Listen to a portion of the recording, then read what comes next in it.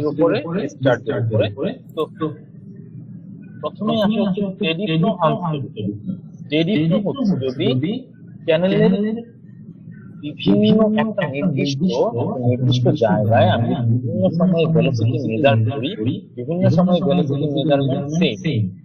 একটা নির্দিষ্ট জায়গায় আমরা যদি বিভিন্ন সময় ভেলোসিটি মেজার করি, যদি প্রতিটা সময় আমরা ভেলোসিটিটা সমান পাই, তাহলে সেটাকে বলবো হচ্ছে স্টেডি ফ্লো।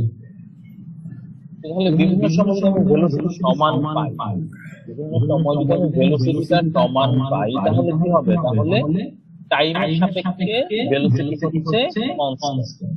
টাইমের সাপেক্ষে ভেলোসিটি কনস্ট্যান্ট।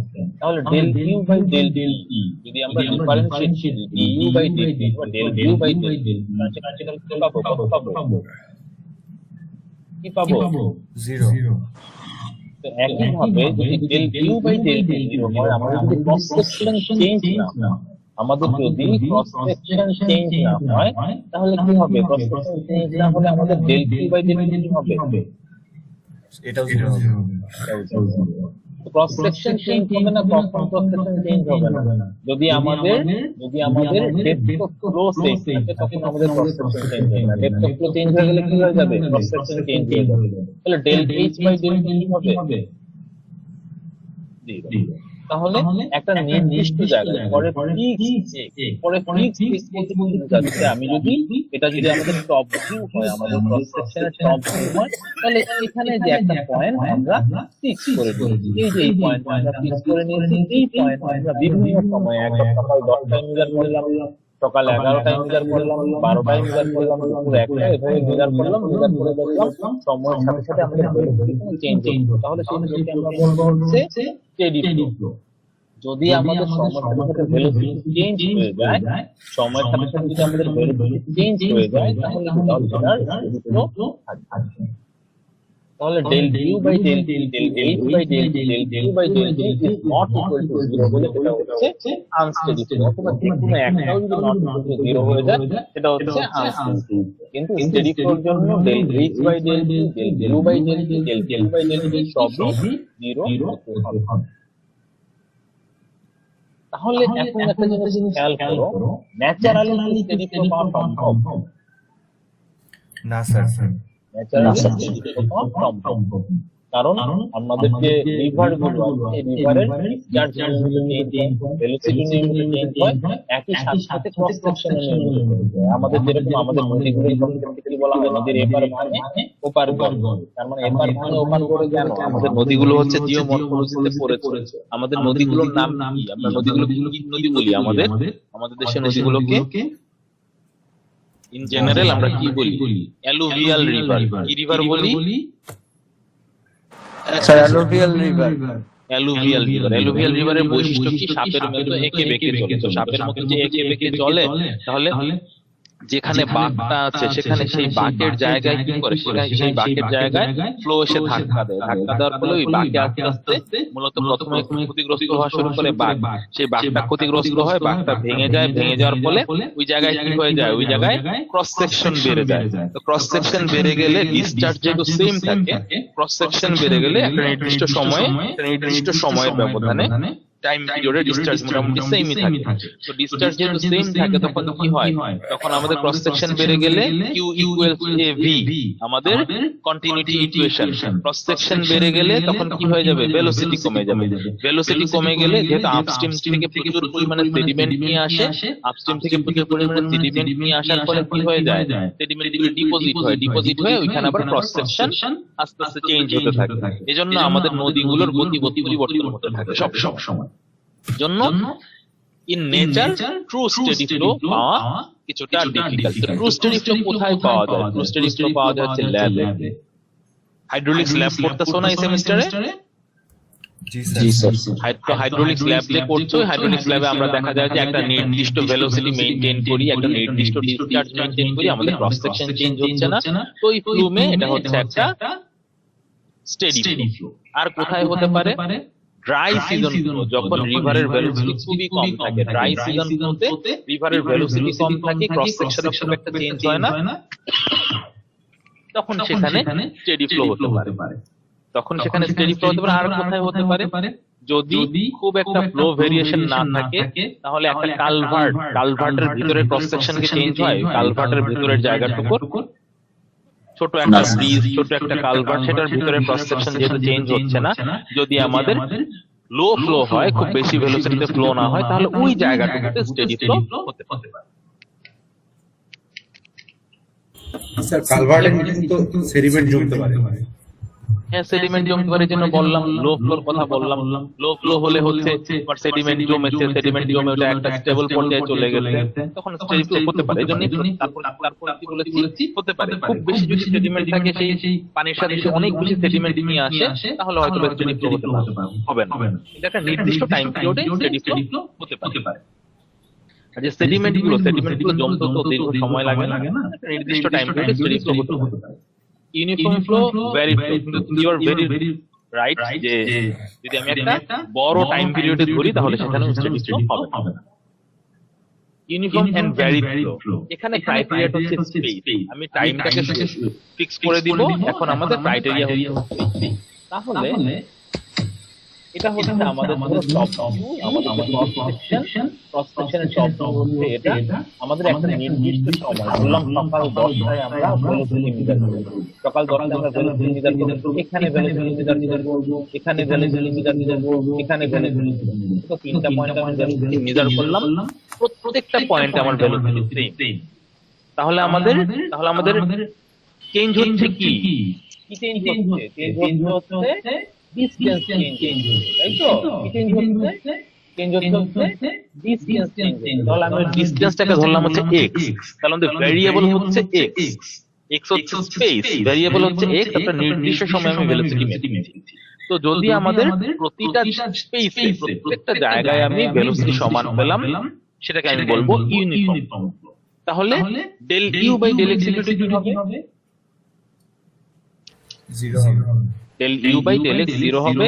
একই সাথে তাহলে ক্রস সেকশন চেঞ্জ না হলে আমাদের del you by del X 0 হবে। সাথে সাথে ক্রস সেকশন কখন চেঞ্জ হবে না? যদি আমাদের ডেপথ চেঞ্জ হয়, তাহলে ডেল এইচ বাই 0। আর যদি চেঞ্জ হয়ে যায় যে কোনো একটা অথবা সবগুলো যদি চেঞ্জ হয়ে যায়, তাহলে সেটাকে আমরা বলবো হচ্ছে ভ্যারিড। এখন কোশ্চেন হচ্ছে ইন রিয়েলিটি কি তাহলে ইউনিফর্ম ফ্লো পাওয়া সম্ভব? না স্যার। তাহলে ইন রিয়েলিটিও ইউনিফর্ম ফ্লো পাওয়া সম্ভব না। তাহলে ইন রিয়েলিটি আমাদের স্টেডি ফ্লো পাওয়া সম্ভব না, ইউনিফর্ম ফ্লো পাওয়া সম্ভব না।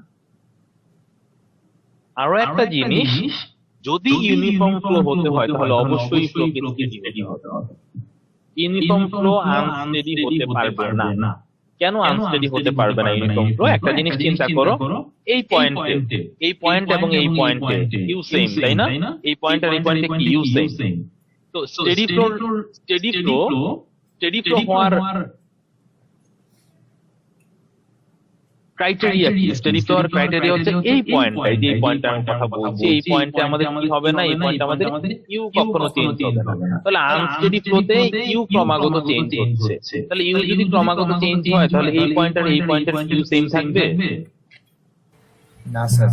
সেম থাকবে। তাহলে আমাদের আনস্টেডি ফ্লো কখনোই ইউনিফর্ম ফ্লো হতে পারবে না। ইউনিফর্ম ফ্লো হতে হলে সেখানে অবশ্যই স্টেডি ফ্লো হতে হবে। থিওরিটিক্যালি আনস্টেডি ফ্লোকে ইউনিফর্ম বানানো সম্ভব। থিওরিটিক্যালি কিভাবে বানানো সম্ভব? যখন আমাদের এই পয়েন্টে আমাদের ধরো ইউ চেঞ্জ হয়ে যাচ্ছে, রাইট? এই পয়েন্টে ইউ চেঞ্জ হয়ে যাচ্ছে, তো ইউ চেঞ্জ হলে যদি ক্রস সেকশন সেম থাকে তাহলে এই পয়েন্টে ইউ চেঞ্জ হবে, রাইট? জি স্যার। তাই তো? তো ক্রস সেকশনটা তাহলে থিওরিটিক্যালি আমি যদি ক্রস সেকশনটা এমন ভাবে চেঞ্জ করে দেই, এই পয়েন্টে আমি সকাল 10টায় যেভাবে আমি ইউ মেপেছি, ক্রস সেকশন চেঞ্জের ফলে আমার ইউটাও চেঞ্জ হয়ে আগের সমান ইউ হয়ে গেল, তখন আমাদের আনস্টেডি ফ্লোটা ইউনিফর্ম হতে পারে। কিন্তু এটা থিওরিটিক্যালি পসিবল, কিন্তু প্র্যাকটিক্যালি পসিবল না। তো যখনই তাহলে আমি ইউনিফর্ম ফ্লো বলবো, তখন ওটাকে কি হয়ে যাবে? তখন ওটাকে বলতে হবে সেটা স্টেডি। যখন ভ্যারিড ফ্লো হবে তখন সেটা স্টেডি ফ্লো থাকবে না। যখন ভ্যারিড ফ্লোকে নন ইউনিফর্ম ফ্লোই বলে। ভ্যারিড ফ্লোকে তিনটা ভাগে ভাগ করা হয়: gradually varied flow, rapidly varied flow, specially varied. gradually varied flow একটু পড়ি, if the depth of flow and the mean velocity change gradually along the length of the channel, তখন সেটাকে gradually varied বলবো। যদি depth of flow, ফ্লোটা gradually খুবই আস্তে আস্তে change হচ্ছে, ভেলোসিটিটা চেঞ্জ হচ্ছে কিন্তু খুবই আস্তে আস্তে চেঞ্জ হচ্ছে along the length of the channel, তখন সেটাকে আমরা gradually varied flow বলবো। তো gradually varied flow স্টেডিও হতে পারে, আনস্টেডিও হতে পারে। গ্র্যাজুয়ালি ভেরিড ফ্লো স্টেডিও হতে পারে, আনস্টেডিও হতে পারে। কিন্তু যেটা বললাম, স্টেডি হওয়া সাধারণত পসিবল না, থিওরিটিক্যালি পসিবল কিন্তু প্র্যাকটিক্যালি পসিবল না। তো কখন গ্র্যাজুয়ালি ভেরিড ফ্লো হয়? Flow upstream of a dam in a river, upstream of a sluice gate, gradually varied flow হয়। কিভাবে হয়?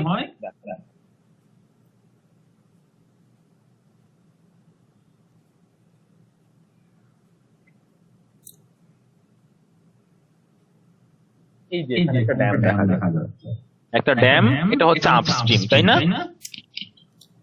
আপস্ট্রিম ডাউনস্ট্রিম আমরা কিভাবে বুঝি বলেছিলাম ফিজিক্সে।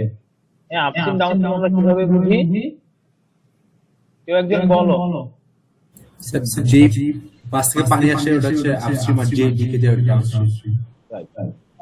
তাহলে যেদিকে আমি ডিরেকশন দিয়েছি ড্যামের সাপেক্ষে এটা কি? আপস্ট্রিম।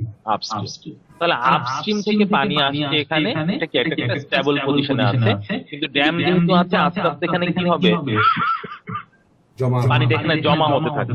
তাহলে জমা হতে থাকলে এখানে কি হবে? এখানে ডেপথ অফ ফ্লো আস্তে আস্তে বাড়তে থাকবে, গ্র্যাজুয়ালি বাড়তে থাকবে। এটা হচ্ছে গ্র্যাজুয়ালি ভ্যারিড ফ্লোর একটা উদাহরণ।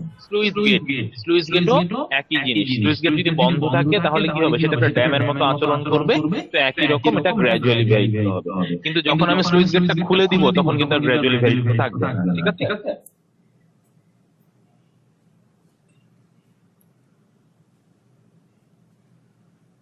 তাহলে র্যাপিডলি ভেরিড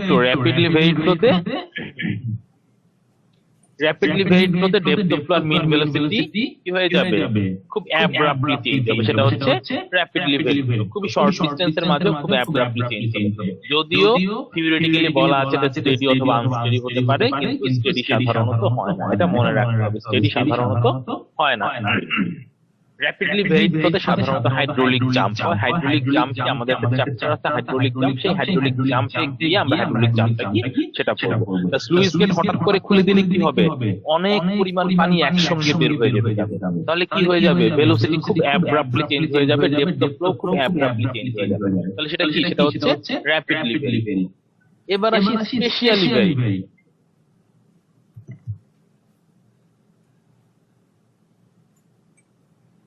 যদি discharge along the length of the channel vary করে, সেটা হচ্ছে স্পেশালি ভ্যারি। যদি discharge along the length of the channel vary করে, আমি কিন্তু ভেলোসিটি বলছি না, কি বলছি? ডিসচার্জের কথা বলছি। যদি discharge along the length of the channel vary করে, সেটা হচ্ছে স্পেশালি ভ্যারি। তাহলে discharge along the length of the channel কিভাবে ভ্যারি করতে পারে? যদি আমরা ডিসচার্জ অ্যাড করি অথবা ডিসচার্জ উইথড্র করি, ওয়াটার অ্যাড করি অথবা ওয়াটার উইথড্র করি, তখন আমাদের স্পেশালি ভ্যারিড ফ্লো হবে। তো স্পেশালি ভ্যারিড ফ্লো আমরা সব সময় দেখি। স্পেশালি ভ্যারিড ফ্লো আমরা কখন দেখি?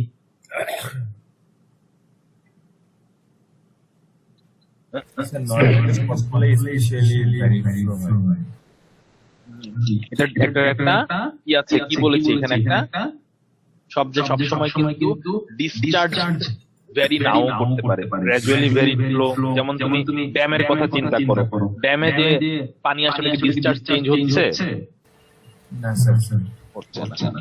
এখানে ডিসচার্জ একটা ফ্যাক্টর।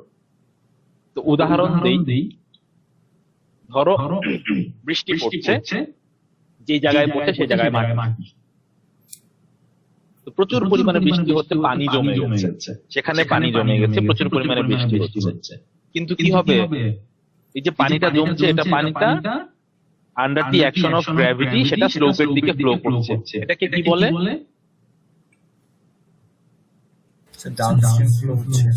এটা হচ্ছে সারফেস রান অফ, তাই তো? এটা কি সারফেস রান অফ, তাই তো? Surface runoff. তো প্রেসিপিটেশন হয়ে যে পানিটা জমছে সেই পানিটা দুই ভাগে ভাগ হয়ে যায়, একটা হচ্ছে ইনফিল্ট্রেশন হয় কিছু অংশ, যদি সেটা মাটি থাকে, জন্য মাটির কথা বললাম, আর বাকি অংশ কি হবে, সারফেস রানঅফ হবে। ইনফিল্ট্রেটেড ওয়াটারটা এটা কি হবে, উইথড্রল অফ ওয়াটার না? স্যার একবার বলা যাবে? যেই পানিটা প্রেসিপিটেট হয়ে পড়েছে, জমে যেটা ফ্লো করছে, মানে সারফেস রানঅফ হচ্ছে, তার যেই অংশটা ইনফিল্ট্রেটেড হয়ে যাচ্ছে, মাটির নিচে চলে যাচ্ছে, দুইটা ভাগে তো ভাগ হবে, কিছু পরিমাণ পানি ইনফিল্ট্রেশন হবে, বাকিটা রানঅফ হবে। তো যেই অংশটা ইনফিল্ট্রেটেড হয়ে যাচ্ছে সেটা কি উইথড্রল অফ ওয়াটার না? জি স্যার।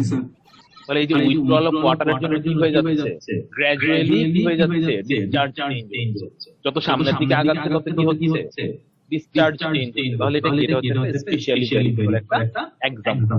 আরেকটা এক্সাম্পল, বৃষ্টি পড়ছে, পানি জমে গেছে, কিন্তু এবার মাটি না, এবার হচ্ছে আমাদের রাস্তাঘাট। কিন্তু রাস্তাঘাটে কি আছে, একটু পরে পরে ম্যানহোলের জন্য কি আছে, একটু পরে পরে ম্যানহোলের জন্য ওপেনিং আছে। তো ম্যানহোল দিয়ে যে পানিটা চলে যাচ্ছে, এটা কি, এটা কি উইথড্রল অফ ওয়াটার না? জি স্যার। তাহলে এটা কি, এটা হচ্ছে আরেকটা স্পেশালি ভেরিয়েবল, আরেকটা এক্সাম্পল। তো তাহলে ওপেন চ্যানেল ফ্লো যদি আমরা ভেলোসিটি অথবা ডিসচার্জ যদি ক্রাইটেরিয়া হয়, তাহলে আমরা দুই ভাগে ভাগ করতে পারি, একটা স্টেডি ফ্লো, আরেকটা হচ্ছে unsteady flow. With respect time যদি আমরা ওপেন চ্যানেল ফ্লোকে ক্লাসিফাই করি, সেটা হচ্ছে স্টেডি এবং unsteady. With respect to space যদি আমরা ক্লাসিফাই করি, সেটা হচ্ছে ইউনিফর্ম, আরেকটা হচ্ছে নন ইউনিফর্ম। তাই তো নন ইউনিফর্ম যেহেতু সবসময় আনস্টেডি হবে, এখানে আলাদা হবে নন ইউনিফর্মের কথা বলা। নন ইউনিফর্ম ফ্লো সবসময় আনস্টেডি হবে। তাহলে স্টেডিতে আছে আমাদের ইউনিফর্মও আছে, নন ইউনিফর্মও আছে। Gradually varied, rapidly varied, specially varied.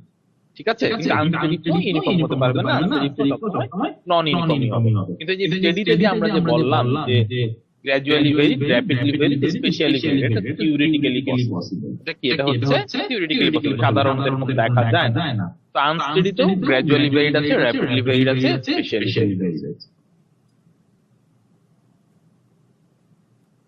তারপরে যখন গ্র্যাজুয়ালি ভ্যারিড, র্যাপিডলি ভ্যারিড আর স্পেশালি ভ্যারিডকে স্টেডি ফ্লোর আন্ডারে ধরা হয়, সেটাও অনেক অ্যাজাম্পশন করে ধরা হয়, পিওরলি হয় না। তাহলে এখানে দেখো কনস্ট্যান্ট ডেপথ, যে ফিগার গুলো দেখো কনস্ট্যান্ট ডেপথ, প্রসপেকশন চেঞ্জ হচ্ছে না, একটা প্রিজমেটিক চ্যানেলে সেম ভেলোসিটিতে ফ্লো হচ্ছে, এটা কি, এটা হচ্ছে ইউনিফর্ম ফ্লো। ড্যামের আপস্ট্রিমে মাত্র বলেছিলাম গ্র্যাজুয়ালি ভ্যারিড, স্লুইস গেট খুলে দিয়েছে, র্যাপিডলি ভ্যারিড ফ্লো। এটা কি, এটা হচ্ছে আমাদের specially varied flow over a bottom rack. Bottom র্যাকের কথা চিন্তা না করে তুমি চিন্তা করতে পারো, এই ওপেনিং গুলো দেখা যাচ্ছে, সেই ওপেনিং গুলো ধরো এটা একটা রাস্তা, এই ওপেনিং গুলো হচ্ছে কি, এই ওপেনিং গুলো হচ্ছে ম্যানহোল। তাহলে ম্যানহোল দিয়ে আমাদের কি হচ্ছে, ডিসচার্জের ওয়াল হচ্ছে। Unsteady gradually varied flow plasma, খুব ধীরে ধীরে ফ্লো চেঞ্জ হয়েছে, আবার একই জায়গায় চলে এসেছে। রেইনফলে প্রেসিপিটেশন হয়েছে, পানি জমা হয়েছে, তারপর কি, যত সামনের দিকে আগাচ্ছে কি হচ্ছে, পানি সামনের দিকে আগাচ্ছে আর পানি উইথড্রয়াল হচ্ছে। স্পেশালি ভ্যারিড ওভারল্যান্ড ফ্লো অথবা specially varied flow in a road side গাটার, যেটার কথা বললাম ম্যানহোল দিয়ে। স্লুইস গেটের ওপেনিং একটা সার্জ হবে, সেটা হচ্ছে যখন স্লুইস গেট ওপেন করা ছিল, তখন হঠাৎ করে স্লুইস গেটটা ক্লোজ করে দিয়েছে। ক্লোজ করলে কি হবে, এখানে যে পানিটা আছে, যে পানিটা খুব দ্রুত গতিতে তার ডেপথ অফ ফ্লোটা চেঞ্জ করবে। হঠাৎ করে আমি ক্লোজ করে দিয়েছি, তাহলে কি হবে, এটা এখানে একটা আনস্টেডি র্যাপিডলি ভ্যারিড। এবার আসি ইফেক্ট অফ ভিসকসিটি এন্ড গ্র্যাভিটি। এবার আমরা ওপেন চ্যানেল ফ্লোকে ক্লাসিফাই করব হচ্ছে ফোর্সের সাপেক্ষে। ওপেন চ্যানেল ফ্লোকে ক্লাসিফাই করব হচ্ছে ফোর্সের সাপেক্ষে। যদি ভিসকাস ফোর্সের সাপেক্ষে ক্লাসিফাই করি, তাহলে কি হবে, ভিসকাস ফোর্সের সাপেক্ষে ক্লাসিফাই করা হয় রেইনল্ডস নাম্বার দিয়ে। তোমরা ফ্লুইড মেকানিক্সে পড়ে এসেছো।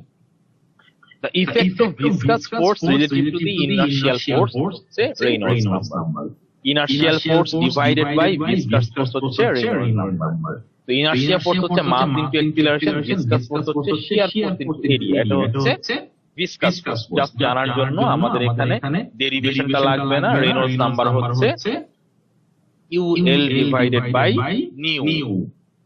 ঠিক আছে, নিউ হচ্ছে আমাদের কাইনেমেটিক ভিসকোসিটি, যেটার ইউনিট হচ্ছে মিটার স্কয়ার পার সেকেন্ড। পানির জন্য আমাদের ভ্যালুটা জানতে হবে 10 টু দি পাওয়ার মাইনাস। ঠিক আছে, আচ্ছা।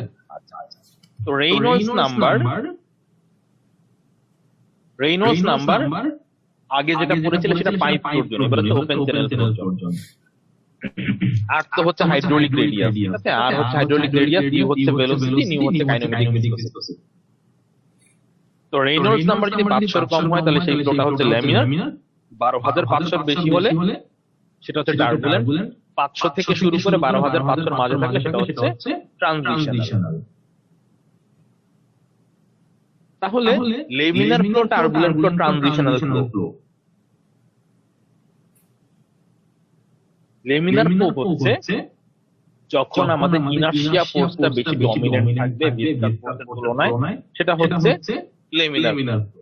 যখন ভিসকাস ফোর্স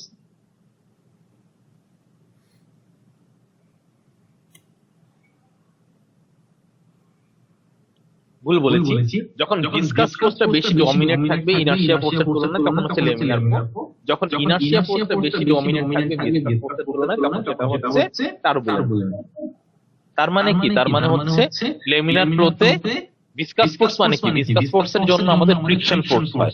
তাহলে ভিসকাস ফোর্স ডমিনেন্ট মানে হচ্ছে ল্যামিনার ফ্লোতে ফ্রিকশন ফ্যাক্টর বেশি থাকবে, ফ্রিকশন ফোর্স বেশি থাকবে, টার্বুলেন্টে ফ্রিকশন ফোর্স কম থাকবে। এটা দিয়ে কি বোঝা যায়? এটা দিয়ে বোঝা যায় হচ্ছে যদি ভেলোসিটি কম থাকে তাহলে ল্যামিনার ফ্লো হওয়ার চান্স বেশি, যদি ভেলোসিটি বেশি হয় টার্বুলেন্ট ফ্লো হওয়ার চান্স বেশি থাকে। এবং এটা কোথা থেকে বোঝা যায় আরো? রেইনল্ডস নাম্বারের যে আমাদের ম্যাথমেটিক্যাল এক্সপ্রেশনটা আছে, U R divided by nu. U যদি বাড়ে তাহলে কি হয়ে যাবে? টার্বুলেন্টের দিকে বেশি যাবে, ইউ যদি কমে ল্যামিনারের দিকে বেশি যাবে।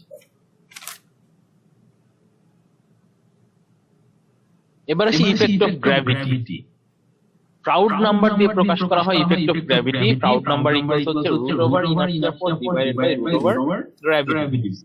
যদি ইনার্শিয়া ফোর্স আর গ্র্যাভিটি ফোর্স এই দুইটা সমান হয় তখন সেটাকে আমরা বলি হচ্ছে ক্রিটিক্যাল ফ্লো।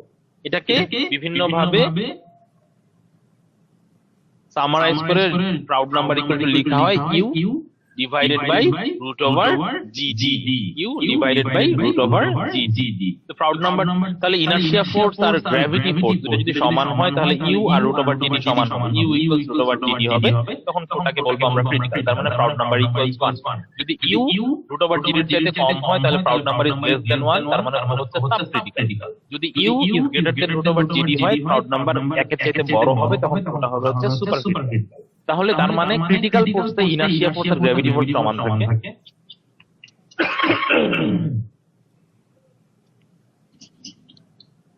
সাবক্রিটিক্যাল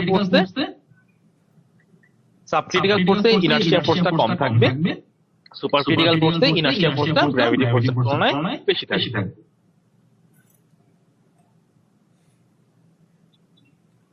তো রুট ওভার জিডিটাকে সি দ্বারা প্রকাশ করা হয়। রুট ওভার জিডিটাকে সি দ্বারা প্রকাশ করা হয়। যে সি দ্বারা যে প্রকাশ করা হয় এটাকে বলা হয় সেলেরিটি। ঠিক আছে, রুট ওভার জিডিকে সি দ্বারা প্রকাশ করা হয়, এটাকে বলা হয় সেলেরিটি। সেলেরিটিকে যদি আমি ডিফাইন করি, এটার ডেফিনিশন হচ্ছে small amplitude wave on the surface of still water. দেখো এখানে ঠিক আছে, আমি একটু দাগ দিয়ে দিচ্ছি দেখার সুবিধার জন্য।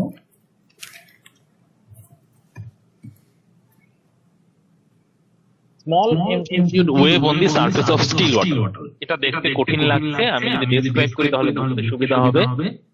পুকুরে কখনো ঢিল মারছো? শান্ত পুকুরে ঢিল মারছো না? অত জোরে না, খুব আস্তে করে একটা ঢিল মারছো, একটা ছোট একটা পাথরের টুকরা দিয়ে ঢিল মারছো। তো ঢিল মারলে কি হয়?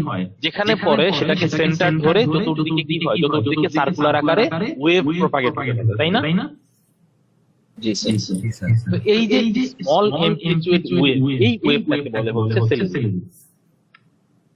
ঠিক আছে, এই ওয়েভটাকে বলা হচ্ছে সেলেরিটি। তাহলে আমরা সেলেরিটি দিয়ে বলি সাবক্রিটিক্যাল ফ্লোতে Froude number is less than 1, u is less than c. তাহলে ইউ কি হবে? সি এর চাইতে কম হবে। ক্রিটিক্যাল ফ্লোতে ইউ আর সি সমান হবে, সুপার ক্রিটিক্যাল ফ্লোতে কি হবে? U is greater than c হবে।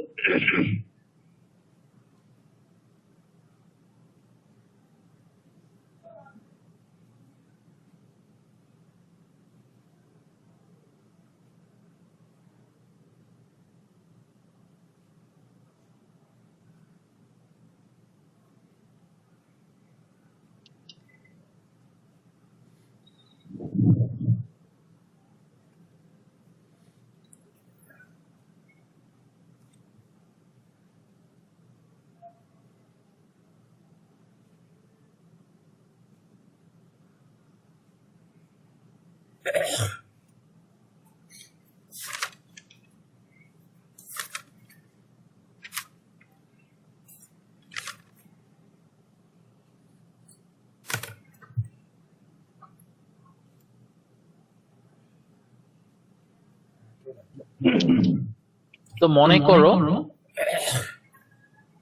যখন আমি ঢিল দিলাম, ঢিল দেওয়ার পরে এরকম একটা ওয়েভ প্রপাগেট হলো, তাহলে এটা হচ্ছে আমাদের সেলারিটি, তাই তো? তাহলে সেলারিটি যদি আমাদের কোন দিকে দিকে হবে, এই দিকেও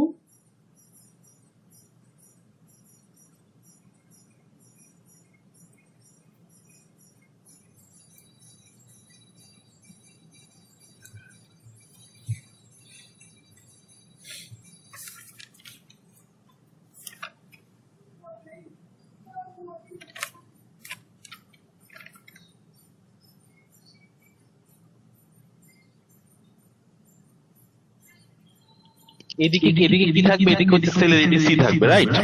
এদিকে সেলারিটি সি থাকবে, আর কোন দিকে থাকবে, আর হচ্ছে অপোজিটেও থাকবে। যদি আমাদের পয়েন্টের কথা বলি তাহলে এদিকেও সেলারিটি সি থাকবে, অপোজিটেও কি থাকবে, অপোজিটেও হচ্ছে সেলারিটি সি থাকবে, রাইট? জি স্যার স্যার আচ্ছা, তাহলে এখানেও হচ্ছে আমাদের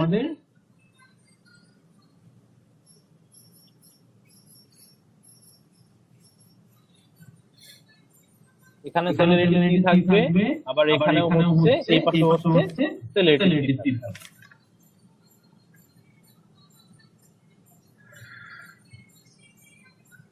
তাহলে এখানে আমাদের সেলারিটি সি থাকবে।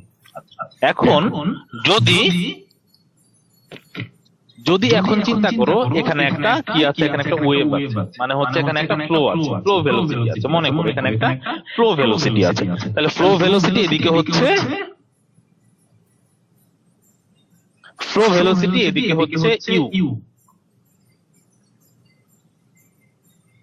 এদিকে হচ্ছে ফ্লো ভেলোসিটি হচ্ছে ইউ, ঠিক আছে? তো ফ্লো ভেলোসিটি চলছে, মনে করো একটা ভেলোসিটিতে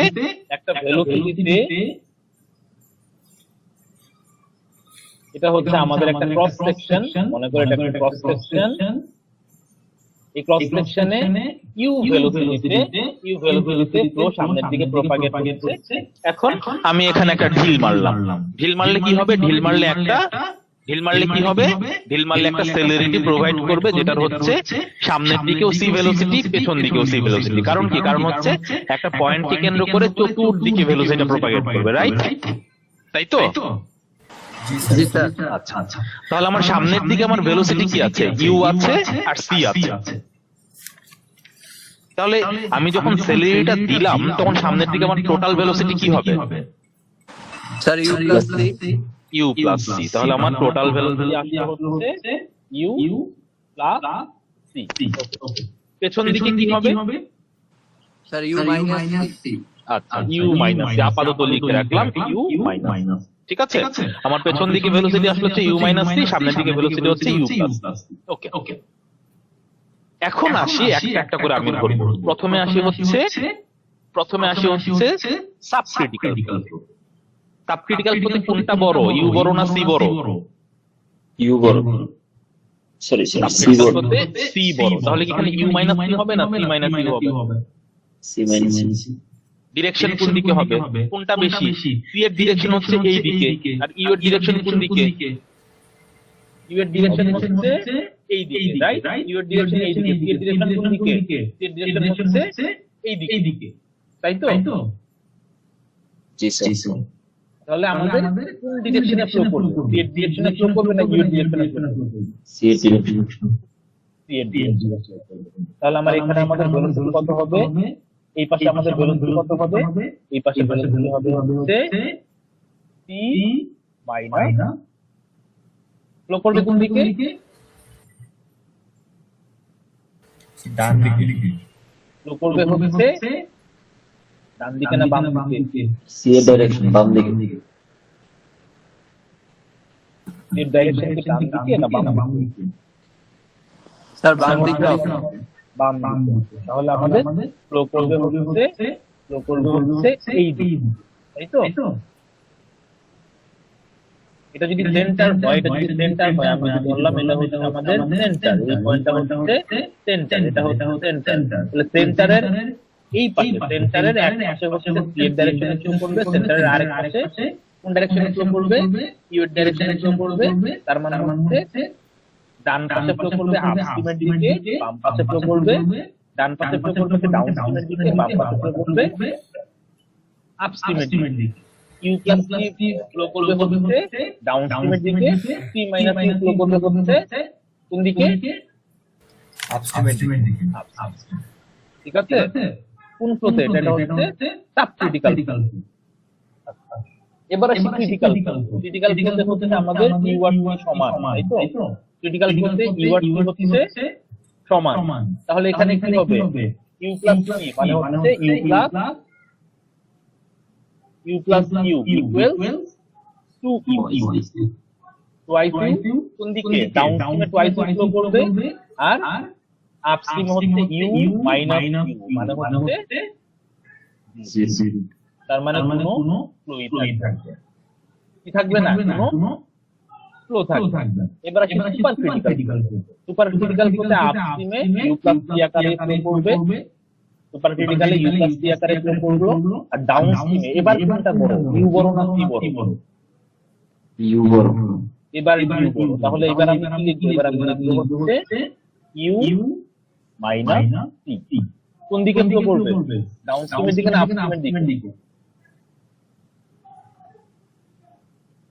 স্যার u এর ডাইরেকশনে করব, ইউ এর ডাইরেকশন, তার মানে হচ্ছে ডাউন। তার মানে এটা ফ্লো করবে হচ্ছে ডাউন। এবার আসি প্রপাগেশন। এটা হচ্ছে এইদিকে, ঠিক আছে? এবার আসি হচ্ছে প্রপাগেশন।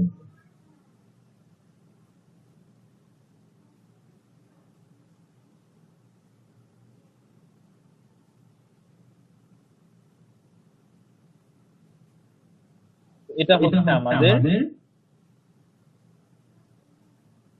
Cross section. তো এবার আসি সাব ক্রিটিক্যাল। সাব ক্রিটিক্যাল বলতে একটা যাবে হচ্ছে আপস্ট্রিমে, একটা যাবে হচ্ছে ডাউন। তো এটা হচ্ছে আমাদের ধরো, এটা হচ্ছে আমাদের সেলেরিটির জন্য যে ওয়েভটা হয়েছে সেটা। তো সাব ক্রিটিক্যালে আমাদের আপস্ট্রিমের জায়গায় আমাদের ইউ প্লাস টি আকারে যাবে, রাইট? কি আকারে যাবে? ইউ প্লাস টি। তাহলে ইউ প্লাস টি এর জন্য আমাদের ওয়েভটা আরো বড় হবে না? আর কি হবে? কি হবে? ওয়েভটা আরো বড় হবে। তাহলে যদি ওয়েভটা বড় হয় তাহলে একটা ওয়েভ যাবে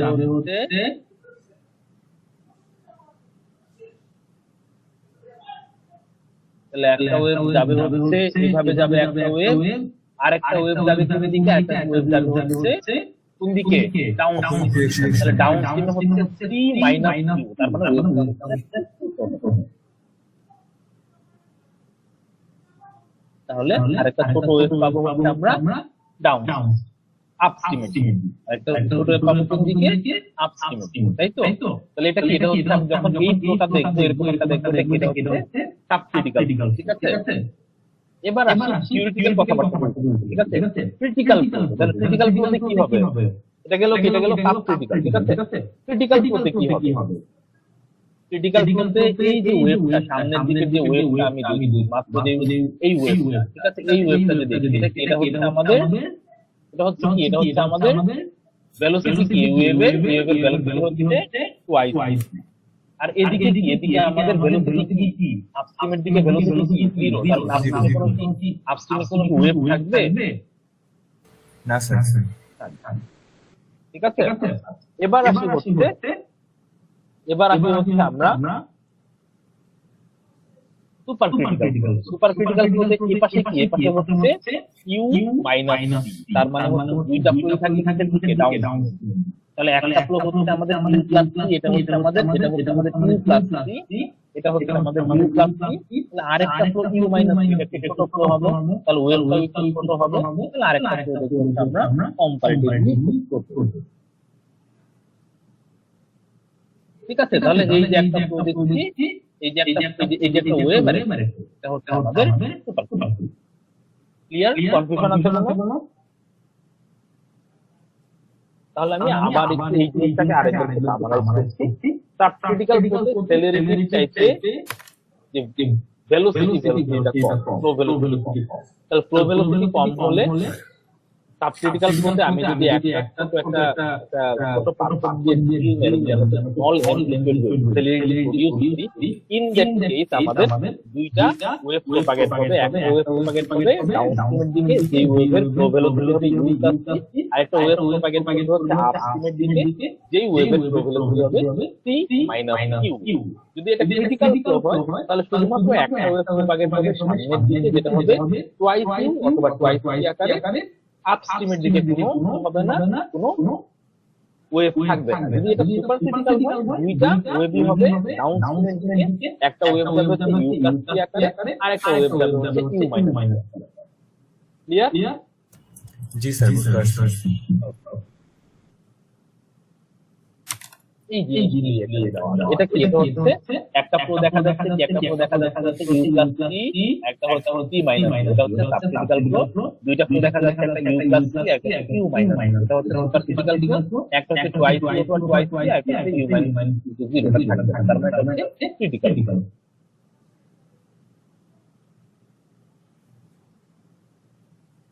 তাহলে এখন ভিসকোসিটি আর গ্র্যাভিটিকে যদি আমি একত্রে করি, state of flow subcritical laminar হতে পারে, সুপারক্রিটিক্যাল ল্যামিনার হতে পারে, সুপারক্রিটিক্যাল টার্বুলেন্ট হতে পারে, সুপারক্রিটিক্যাল সাবক্রিটিক্যাল টার্বুলেন্ট হতে পারে। আরো দুইটা জিনিস যদি এভিডেন্স দেওয়া নাই, তার মানে সাবক্রিটিক্যাল কি হতে পারে বলো? সাবক্রিটিক্যাল ট্রানজিশনাল হতে পারে, সুপারক্রিটিক্যাল ট্রানজিশনাল। ঠিক আছে? সাবক্রিটিক্যাল ল্যামিনার আর supercritical laminar are very rare. The flow in most reverted can subcritical turbulence. ঠিক আছে? Subcritical laminar, supercritical laminar very rare, এটার অনেক কারণ আছে, এই কারণে আমরা আপাতত জানি।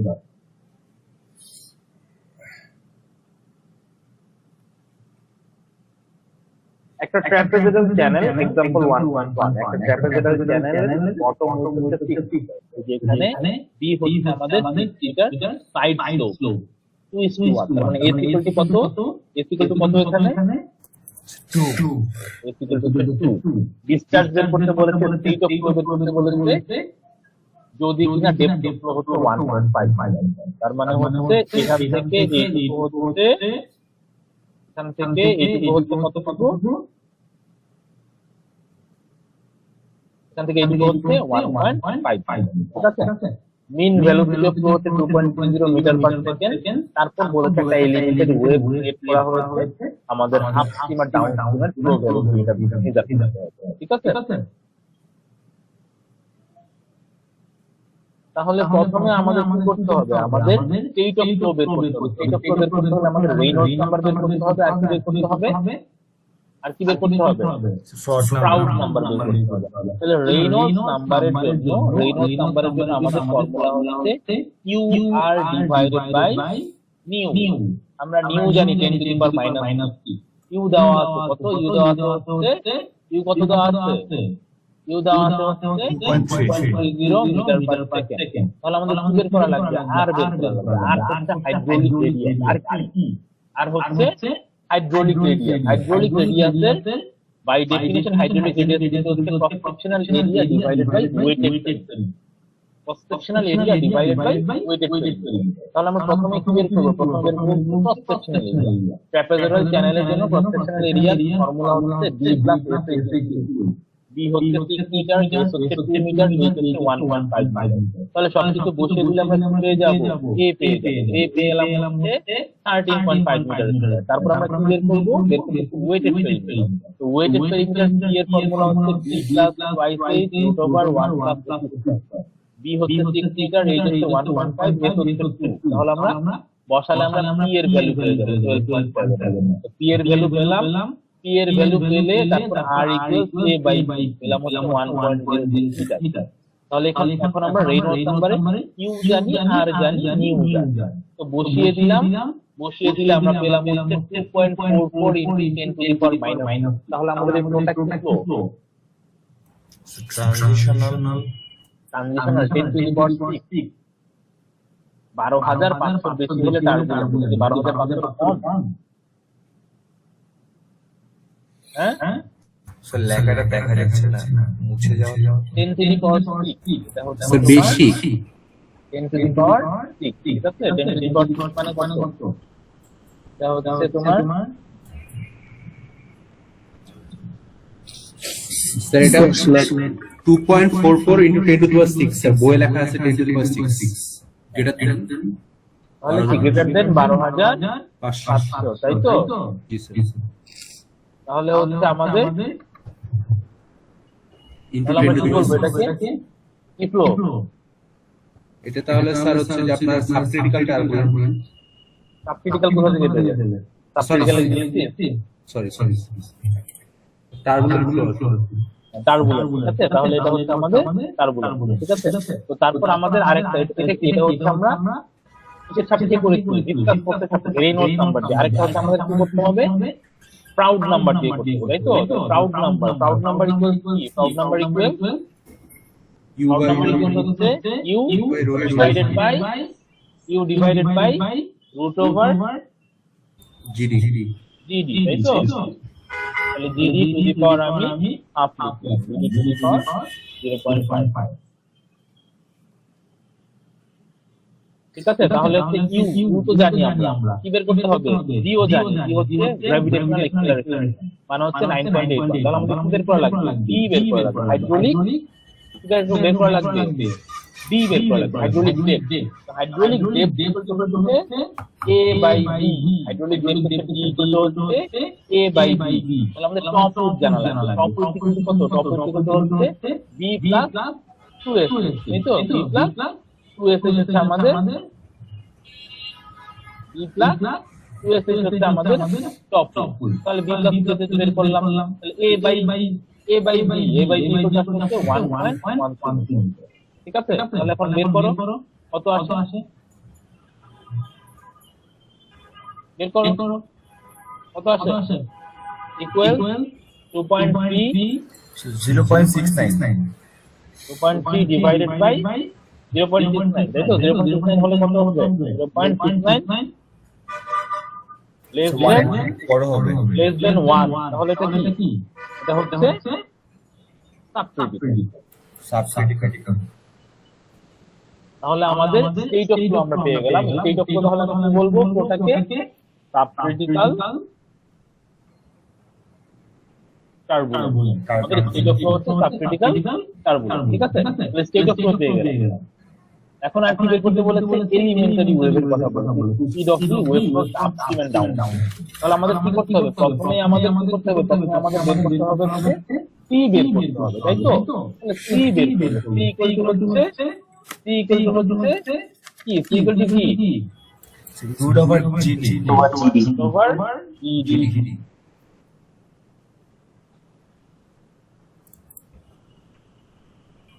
রুট ওভার জিডি কিন্তু বের করি। তাহলে জি ইকুয়াল টু হচ্ছে 3.33 9.81 ইনটু 1.1 জি কত পেয়েছিলাম? 1.13।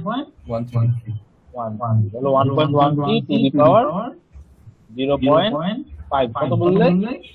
3.33 3.3 হচ্ছে সি। এটা কি ইউ এর থেকে বড় না ছোট? Metre per second. বড় তাহলে ইউ এর চাইতে যেটা কিনা ইউ এর চাইতে বড়। তাহলে আমাদের কি হবে? আমাদের ডাউন স্ট্রিম ভেলোসিটি কি হবে? Down stream velocity equal to হবে হচ্ছে c plus u c plus U, তার মানে হচ্ছে 2.3 প্লাস 2.33 না সরি 2.33 ঠিক আছে 3.33 ইউটা আগে লিখেছি। জি স্যার তাহলে হচ্ছে কত আছে? 5.63 663 মিটার পার সেকেন্ড হচ্ছে আমাদের down upstream velocity. Upstream velocity কোনটা বড়? বড় হচ্ছে সি। তাহলে হচ্ছে কি হবে? সি মাইনাস, তাহলে হচ্ছে 3.33 মাইনাস 2.3, তার মানে হচ্ছে কত? 1.03, 1.03 মিটার পার সেকেন্ড। তাহলে দুইটা ভেলোসিটি হচ্ছে আমাদের কি? এক ডাউনস্ট্রিম ভেলোসিটি, একটা হচ্ছে জেট হচ্ছে ডাউনস্ট্রিমের দিকে, একটা হচ্ছে আপস্ট্রিম।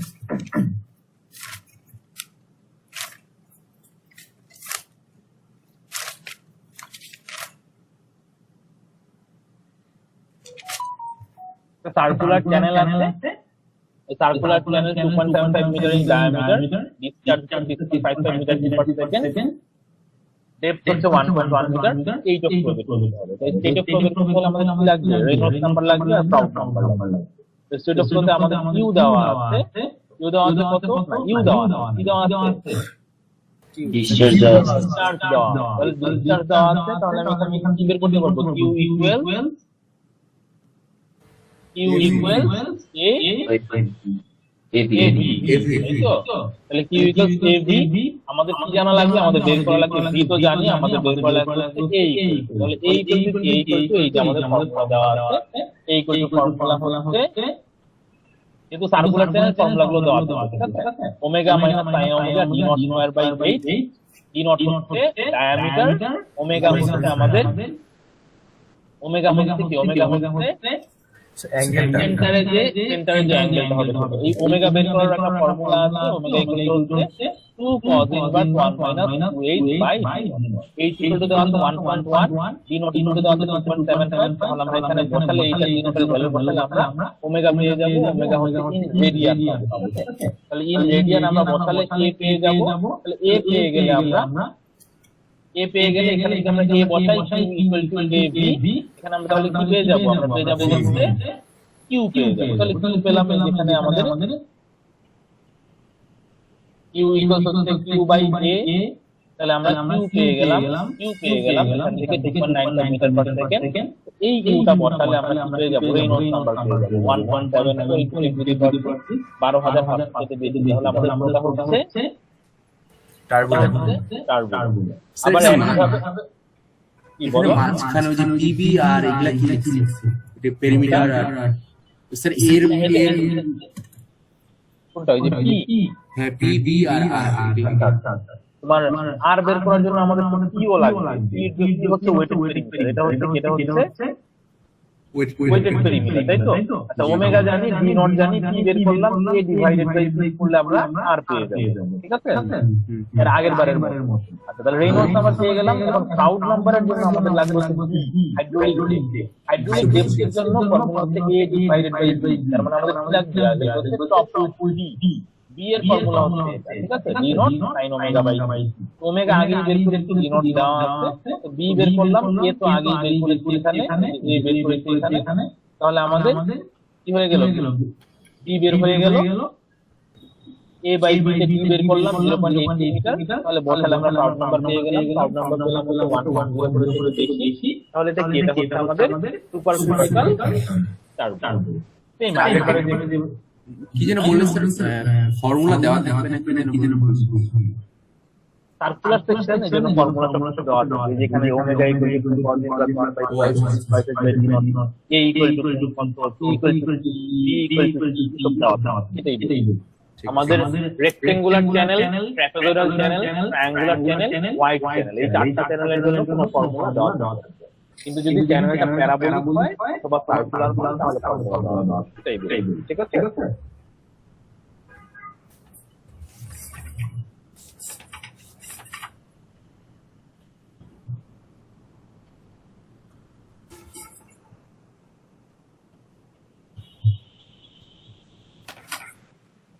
তো সাধারণত আমাদের যখন আমরা ভেলোসিটি মেজার করি, আমাদের ন্যাচারাল চ্যানেলে আমাদের ভেলোসিটি সব জায়গায় সমান হয়। যেমন এখানে দেখা যাচ্ছে, ধরো এখানে দেখা যাচ্ছে আমাদের একটা ন্যাচারাল চ্যানেলের ক্রস সেকশন দেখা যাচ্ছে, ঠিক আছে? তো ন্যাচারাল চ্যানেলের ক্রস সেকশন দেখা যাচ্ছে। তো ন্যাচারাল চ্যানেলে একেবারে উপরে যে ভেলোসিটি থাকে, একেবারে নিচে ওই ভেলোসিটি থাকে না। একেবারে উপরে ভেলোসিটিটা থাকে হচ্ছে সবচেয়ে বেশি। এর কারণ হচ্ছে একেবারে উপরে সবচেয়ে কম ফ্রিকশন, যত নিচের দিকে যাবে বেড ম্যাটেরিয়ালের ফ্রিকশন দিবে, যত সাইডের দিকে যাবে তত সাইডের যে ম্যাটেরিয়াল গুলো আছে সাইডের ফ্রিকশন। তার মানে ন্যাচারাল চ্যানেলে সবচেয়ে বেশি ভেলোসিটি থাকে মাঝে এবং উপরে, ঠিক আছে? একেবারে উপরেও সবচেয়ে বেশি ভেলোসিটি থাকে না, কারণ একেবারে উপরে এয়ারের সাথে কানেকশন থাকে, একটু নিচে ম্যাক্সিমাম ভেলোসিটি থাকে।